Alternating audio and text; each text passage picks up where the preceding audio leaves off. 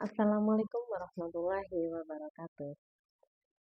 Bayangkan kita kembali ke masa awal Islam, masa di mana umat Islam mulai bertanya banyak hal tentang iman, takdir, dan keyakinan. Dari pertanyaan-pertanyaan itulah kemudian lahir sebuah ilmu yang sangat penting dalam sejarah Islam, yaitu ilmu kalam. Jadi, halo teman-teman, sebelumnya perkenalkan nama saya Ilmi Hidayatul Khair, salah satu mahasiswi Universitas Ki Haji Ahmad Muzakisha dengan program studi pendidikan Islam anak usia dini. Jujur, ini video pertama saya di channel YouTube ini tentang edukasi. Oke, jadi di video ini kita akan membahas bagaimana ilmu kalam itu terbentuk. Jadi, apa dasar Qur'aninya dan bagaimana sejarah awal kemunculannya. Sebelum lanjut, jangan lupa like, subscribe, dan aktifkan tombol loncengnya agar tidak ketinggalan video saya selanjutnya. Oke, next. Jadi, coba bayangkan jika kita kembali ke masa awal Islam, yang mana saat Nabi Muhammad SAW telah wafat, umat Islam tidak lagi dipimpin langsung oleh beliau. Awalnya semuanya tampak tenang, namun seiring berjalannya waktu, mulailah muncul perbedaan pendapat. Bukan hanya soal hukum, tetapi juga tentang keyakinan, iman, dan siapa yang benar dalam memahami Islam. Jadi di tengah situasi itu umat Islam mulai bertanya, bagaimana sebenarnya kita memahami Allah? Apakah manusia punya kehendak bebas? Atau bagaimana status orang yang berbuat dosa atau berbuat dosa besar begitu ya? Nah, dalam pertanyaan-pertanyaan inilah yang kemudian melahirkan sebuah ilmu penting dalam Islam, yaitu ilmu kalam. Ilmu yang tidak hanya berbicara tentang iman, tetapi juga tentang logika, akal, dan perdebatan teologis yang panjang dalam sejarah Islam. Dasar Qur'ani ilmu kalam. Sebelum kita masuk ke sejarahnya, kita perlu tahu satu hal penting. Ilmu kalam bukan muncul dari manusia semata, tetapi memiliki akar yang kuat dari Al-Quran. Jika kita membaca Al-Quran, kita akan menemukan banyak ayat yang mengajak manusia untuk berpikir. Contohnya seperti dalam Quran surat Al-Ghaziyah. Maaf. Dalam surat Al-Ghaziyah ayat 17-20 yang mana Allah bertanya, apakah mereka tidak memperhatikan bagaimana unta ia ciptakan, bagaimana langit ia tinggikan, dan bagaimana gunung-gunung ia tegakkan. Ayat ini bukan sekedar informasi, tetapi ajakan untuk berpikir dan merenung.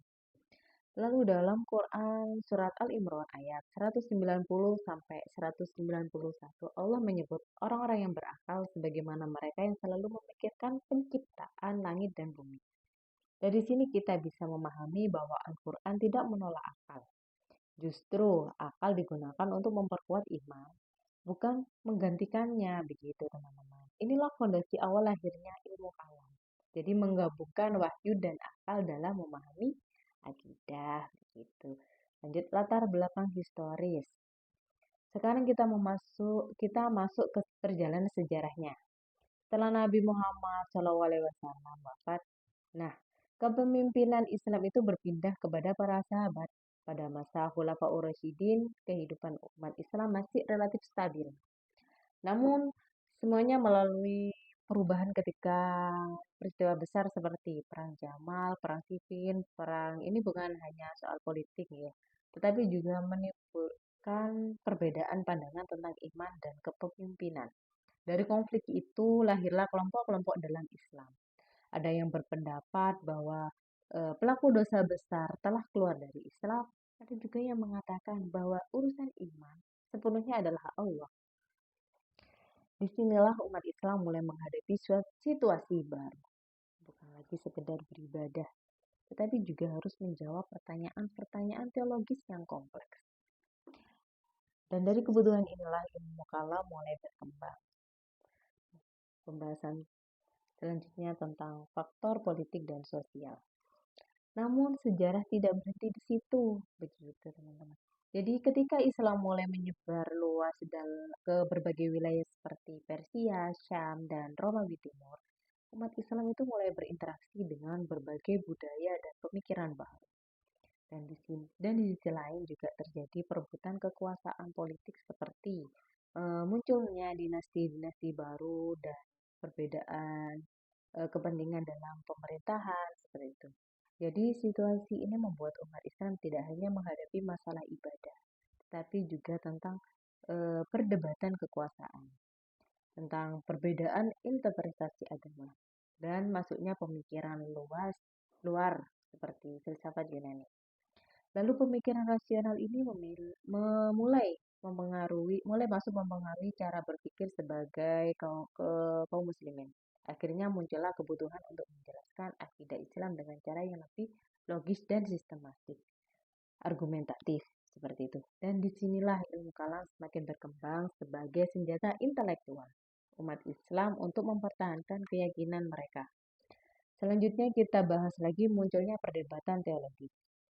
Dengan seiring berkembangnya pemikiran, muncullah berbagai kelompok dengan pandangan yang berbeda.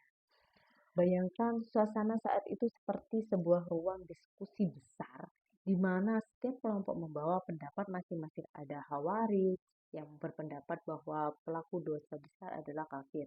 Ada Murji'ah yang mengatakan bahwa penilaian iman sepenuhnya diserahkan kepada Allah SWT. Ada Qadariyah yang menekankan bahwa manusia memiliki kebebasan penuh dalam memilih tindakan. Dan ada juga Jabariyah yang berpendapat bahwa manusia sepenuhnya berada di bawah takdir Allah, seperti itu. Jadi perbedaan ini bukan sekedar teori, tetapi menjadi perdebatan serius tentang apa itu iman, bagaimana takdir bekerja, dan bagaimana sifat-sifat Allah dipahami. Diskusi ini terus berkembang, bahkan sampai melibatkan para ulama besar. Dari sinilah ilmu kalam menjadi disiplin ilmu yang lebih matang. Karena apa? Karena umat Islam membuat cara untuk mempertahankan akidah dan menjawab perdebatan, menjelaskan iman dan dalil Al-Quran dan akal dengan dalil. Jadi makna ilmu kalam yaitu jika kita melihat kembali perjalanan ini, kita akan sadar bahwa ilmu kalam bukan sekedar ilmu teori, tetapi ia lahir dari dorongan Al-Quran untuk berpikir, kebutuhan sejarah umat Islam, kondisi politik dan sosial, serta perdebatan teologis yang kompleks. Ilmu ini mengajarkan kita satu hal penting, bahwa iman bukan hanya untuk diyakini, akan tetapi juga untuk dipahami, begitu teman-teman.